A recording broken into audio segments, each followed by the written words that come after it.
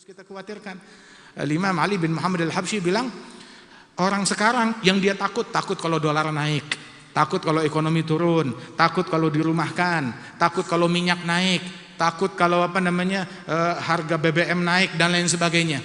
Tapi orang dulu yang dia khawatirkan, takut kalau nggak menemukan khusyuk saat lagi baca Quran, takut nggak menemukan manisnya di dalam ibadat kepada Allah Subhanahu Wa Taala.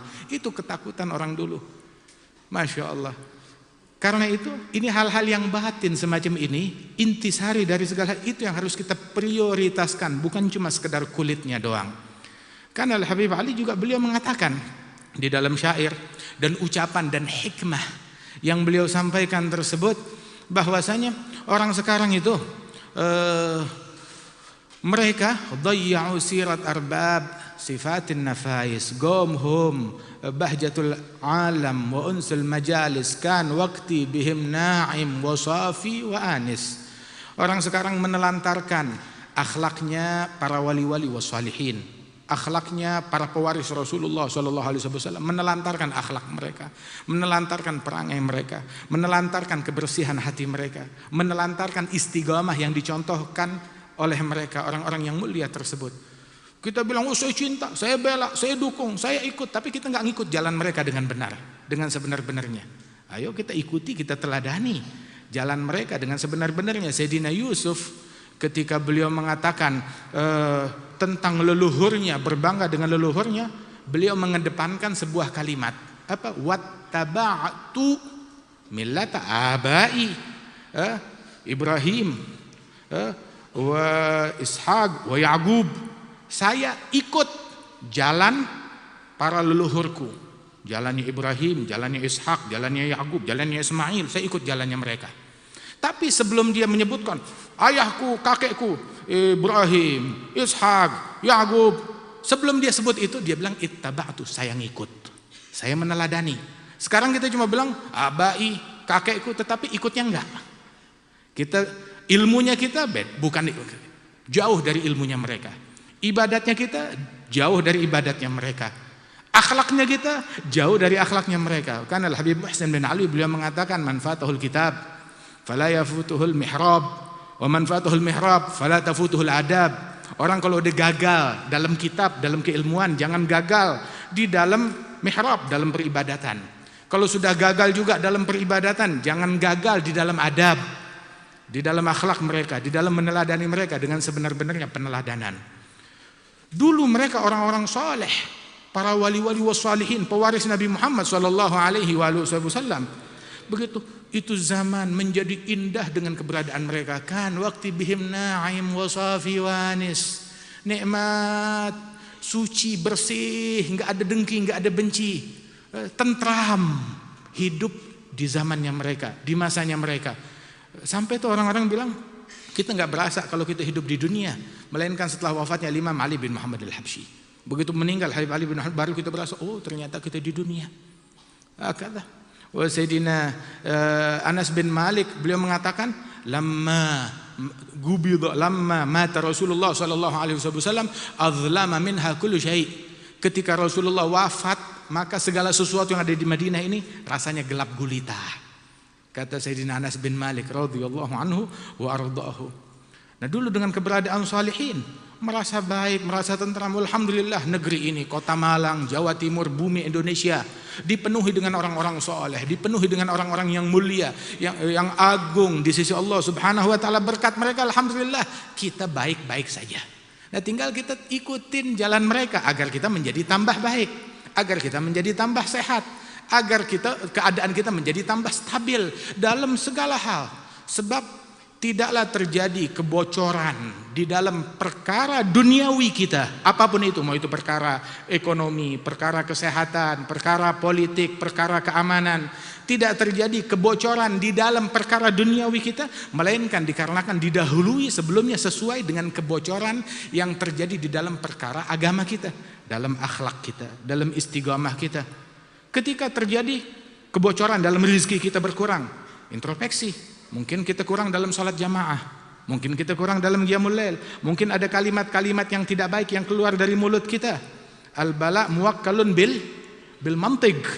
Nabi bilang tuh musibah, bahkan musibah ada kata kuncinya, gara-gara ucapan yang haram turun musibah, gara-gara ucapan yang nggak baik turun bala, turun bencana, turun musibah. Waliyadzubillah min dzalik. Kegagalan, mau itu dalam keamanan, dalam ekonomi, dalam kesehatan, dalam apapun juga, didahului oleh kegagalan di dalam perkara batin dan hubungan mereka dengan Allah Ta'ala. Apa? Tanazu' wala tanaza'u fatafshalu wa tadhhaba rihukum. Jangan kalian saling berselisih, saling membenci, saling mendengki. Niscaya kalian akan gagal dalam segala hal. Wa tadhhaba rihukum, dhahabat nusratullah ankum. Pertolongan Allah pergi meninggalkan kalian. Perkara kegagalan duniawi tersebut karena ada kegagalan di dalam perkara hubungan kita dengan Allah Subhanahu wa taala, ada yang enggak beres. Bahkan juga la tusawwunna sufufakum, kata Rasulullah.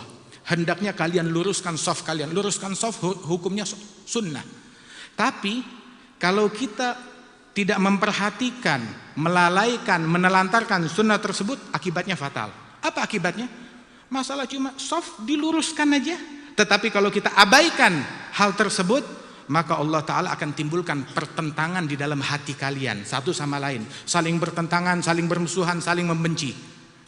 La yukhalifannallahu baina qulubikum, antara hati kalian akan dibikin saling bertentangan, saling benci, saling bermusuhan. Akibat yang amat fatal. Bukankah perpecahan negeri, hancurnya suatu kerajaan, suatu negeri karena perpecahan hati tersebut, semuanya dari situ. Tetapi kalau kalian meluruskan shaf, satu hal terobati. Setiap sunnah Rasul Shallallahu Alaihi Wasallam dalam perkara-perkara agama punya pengaruh yang besar di dalam perkara-perkara duniawi. Nah karenanya itu, ayo tugas kita untuk memperhatikan ini majelis adalah membuat kita perhatian dalam perkara yang batin, dalam hubungan kita dengan Allah Subhanahu Wa Taala. Itu dikatakan bahwasanya tadi Al Habib Ali bilang bahwasanya rahat afkar ahlu kullaha fil malabis wa tugasarat alamu ladihim tawamis ahmahilati inni aral waqt habis waqt mahwafu lakin rabbil arbab haris. Zaman menakutkan, keadaan mengkhawatirkan, tetapi Allah insya Allah menjaga hamba-hambanya. Nah majelis yang kayak begini yang menjaga kita. Kita punya hubungan dengan majelis yang semacam ini yang menjaga kita. Tadi dibilang Al-Jad Al-Habib Salim bin Ahmad bin Jindan berdiri di tempat ini, di masjid ini berpuluh-puluh tahun yang lalu. Hingga berkat tanamannya mereka kita bisa kumpul malam hari ini. Berkat mereka, wallah kita apa yang disampaikan, yang diutarakan, yang ditanam oleh mereka berpuluh-puluh tahun yang lalu, nah ini buahnya sekarang ini.